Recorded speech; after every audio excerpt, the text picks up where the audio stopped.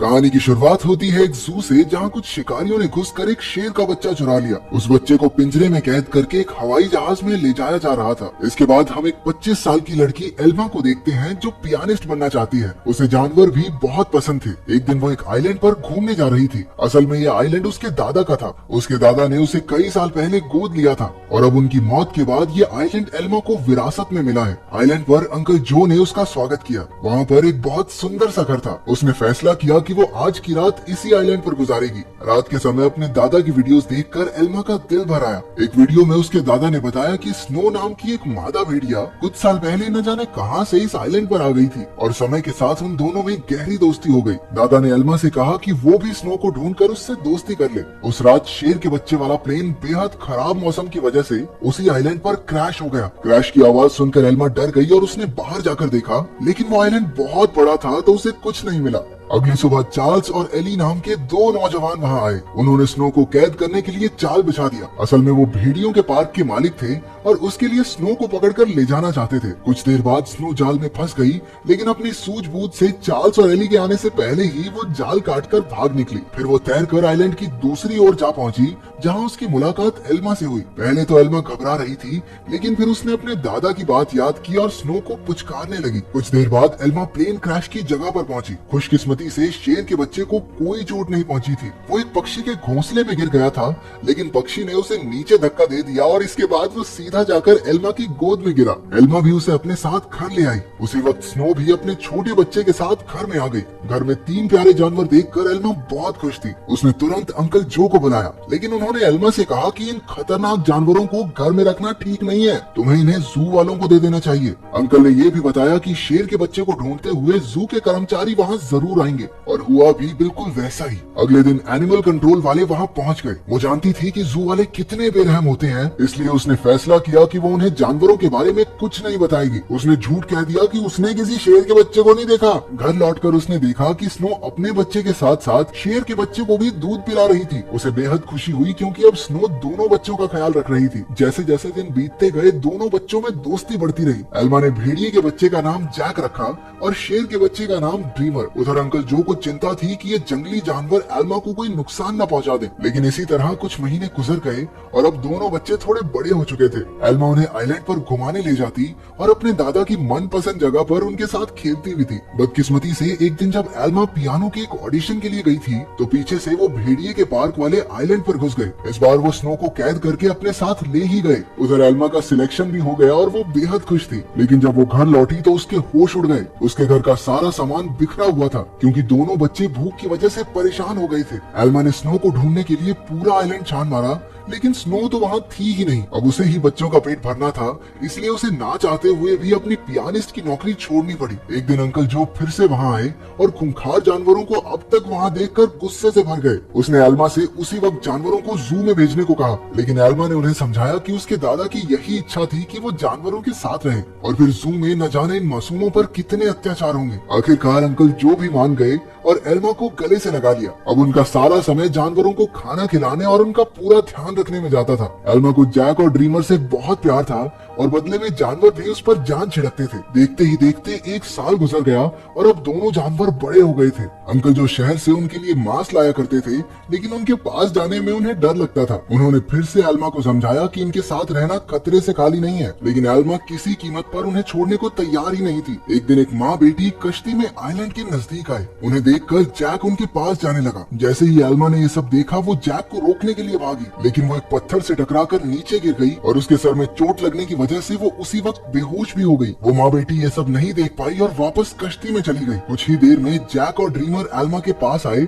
और उसे उठाने की बहुत सी कोशिशें की, लेकिन कोई फायदा नहीं हुआ। वो कई घंटों तक जोर जोर से आवाजें लगाकर मदद के लिए पुकारते रहे, लेकिन कोई नहीं आया। जल्द ही रात हो गई और दोनों जानवर एल्मा से सटकर बैठ गए। उन्होंने पूरी रात जागकर एल्मा को गर्माहट दी। अगली सुबह अंकल जो ने एल्मा को कई बार कॉल की, लेकिन कोई जवाब न मिलने पर वो समझ गए कि कुछ तो गड़बड़ जरूर है। वो तुरंत आइलैंड पर पहुंचे। उन्हें लगा कि जरूर इन जंगली जानवरों ने एल्मा पर हमला कर दिया होगा, इसलिए उन्होंने एनिमल कंट्रोल वालों को कॉल कर दिया। लेकिन जब उन्हें एल्मा बेहोश मिली और जानवरों को उसकी रक्षा करते देखा तो उन्हें अपनी इस हरकत पर बहुत पछतावा हुआ। इसके बाद जब एल्मा को हॉस्पिटल ले जाया गया तो डॉक्टर ने उन्हें बताया कि अगर जैक और ड्रीमर ने उसे गर्माहट न दी होती तो शायद वो आज जिंदा न होती। उधर एनिमल कंट्रोल वालों ने जैक को पकड़कर इलाई और चार्ल्स को सौंप दिया। उन्हें एहसास हो गया कि जैक तो स्नो का ही बच्चा है। वहीं ड्रीमर को एलन नाम के एक आदमी को बेच दिया गया जो एक जू चलाता था। एलन बहुत बेरहम आदमी था जो अक्सर अपने जानवरों को पीटा करता था, लेकिन अपने बाप से बिल्कुल उल्टा उसका बेटा रैफा बहुत नरम दिल का था। जल्द ही उसकी दोस्ती ड्रीमर से हो गई, लेकिन कुछ ही दिनों में बेचारे ड्रीमर को कई नशीली दवाइयां देकर सर्कस में करतब करने के लिए मजबूर किया जाता। ड्रीमर ने अब तक की अपनी जिंदगी मजे से आइलैंड पर गुजारी थी, लेकिन इन बेरहम लोगों ने उस पर काफी बुरा असर डाला, इसलिए राफा अक्सर उसके पास उसे शांत करने जाया करता। उधर हॉस्पिटल में एल्मा ने होश में आते ही जैक और ड्रीमर के बारे में पूछा। अंकल जो ने भारी दिल के साथ उसे सब सच बता दिया। जैसे ही एल्मा हॉस्पिटल से बाहर आई वो सीधा एनिमल कंट्रोल के दफ्तर में पहुंची। उसे पता चला कि जैक को तो भेड़ियों के पार्क में भेज दिया है और ड्रीमर को उन्होंने एक सर्कस ग्रुप को दे दिया था। ये सुनते ही वो गुस्से से भर गई और ऑफिसर पर चिल्लाने लगी, लेकिन अंकल जो ने उसे शांत किया। कुछ समय बाद एल्मा ने एली को फोन करके जैक के बारे में पूछा। एली ने बताया कि जैक बहुत खुश है और यहाँ उसके कुछ दोस्त भी बन गए हैं। इससे एल्मा को थोड़ी तसल्ली मिली, लेकिन अब भी वो ड्रीमर के लिए बहुत परेशान थी। अगले कुछ हफ्तों तक वो शहर की हर एक सर्कस में गई और सबसे ड्रीमर के बारे में पूछताछ की, लेकिन कुछ हाथ नहीं लगा। उधर ड्रीमर की वजह से एलन की मोटी कमाई होने लगी थी। ड्रीमर जल्द ही स्टार लॉयन के नाम से मशहूर हो गया। एक दिन ड्रीमर का सर्कस ग्रुप भेड़ियों के पार्क के पास से गुजर रहा था और जैक ने तुरंत अपने बचपन के दोस्त को पहचान लिया। जैक अपनी सूझबूझ से पिंजरे से बाहर निकल गया। एली ने जब ये देखा तो वो समझ गया कि जैक बेहद समझदार है और वो जरूर कुछ न कुछ ढूंढ रहा है। जल्द ही जैक उस तक पहुंच गया जिसे वो ढूंढ रहा था। उसने बड़ी चालाकी से ड्रीमर को भी पिंजरे से छुड़ा लिया। इतने महीनों के बाद एक दूसरे से मिलने पर दोनों जमकर खेले। जब एलन को ड्रीमर के भागने का पता चला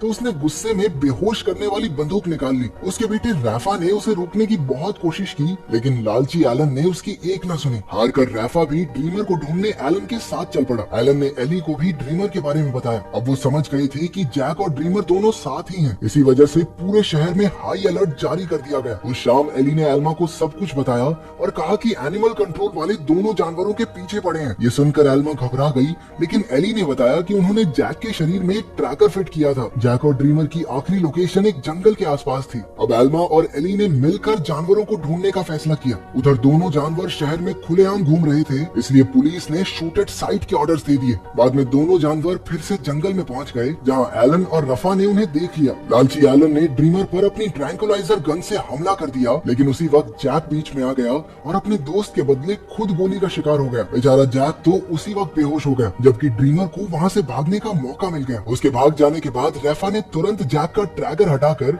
उसे एक दवाई दे दी, जिससे बेहोशी की गोली का असर खत्म हो जाए। कुछ देर बाद बाप बेटा एक बार में पहुंचे और एली और एल्मा भी एक ट्रैकर के जरिए उन तक पहुंच गए। एलन ने उनसे कहा कि उसके पास कोई ट्रैकर वगैरह नहीं है और उन्हें बाहर भेज दिया, लेकिन समझदार रैफा ने बाथरूम का बहाना बनाकर एली और एल्मा को सब सच बता दिया। वो उन्हें जंगल में ले गया, जहां आखिरकार उन्हें ड्रीमर मिल गया। इसके बाद ड्रीमर उन्हें एक झोपड़ी में ले गया, जहां जैक आराम कर रहा था। खुशकिस्मती से उसे सही टाइम पर होश आ गया था, लेकिन तभी उन्हें पुलिस के आने का शक हुआ तो एल्मा ने दोनों जानवरों को खुफिया रास्ते से भगा दिया। अब आइलैंड तक पहुंचने के लिए उन्हें सिर्फ एक नदी पार करनी थी। पुलिस से बचने का एक यही रास्ता था, लेकिन वहाँ कोई कश्ती नहीं थी, इसलिए सबको तैर कर ही जाना होगा। जैक तो उसी वक्त फुर्ती से नदी में तैरने लगा, लेकिन ड्रीमर पानी से डरता था। एल्मा ने उसे हिम्मत देने की बहुत कोशिश की, लेकिन ड्रीमर वापस जंगल की ओर मुड़ गया। जैसे ही जैक और एल्मा तैर रहे थे, उन्हें बंदूक चलने की आवाज सुनाई दी। इसका मतलब ये था कि ड्रीमर अब इस दुनिया में नहीं रहा। आइलैंड पर पहुंचकर एल्मा फूट फूट कर रोने लगी, लेकिन ड्रीमर अचानक उसके सामने आ गया। असल में वो जंगल में पुलिस वालों को भटकाने के लिए गया था। उसे जिंदा देखकर सभी खुशी से झूम उठे।